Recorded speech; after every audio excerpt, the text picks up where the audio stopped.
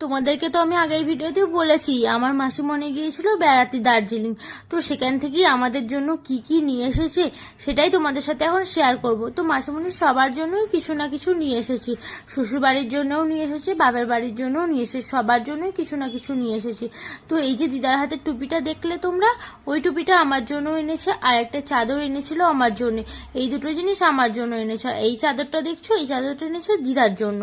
আর একটা দাদুর জন্য একটা সাদা চাদর এনেছিল, এই যে সাদা চাদরটা আমার হাতে দেখছো, এটা এনেছিল দাদুর জন্য। আর একটা মাফলার এনেছিল।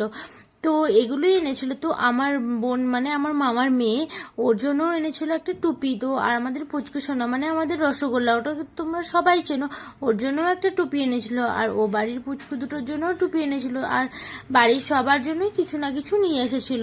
তো সেগুলোই এখন মাকে দেখাচ্ছি, দিদা দেখাচ্ছে মাকে। আর এই যে শাড়িটা দেখছো, এটা মাসিমণি মাকে দিয়েছে।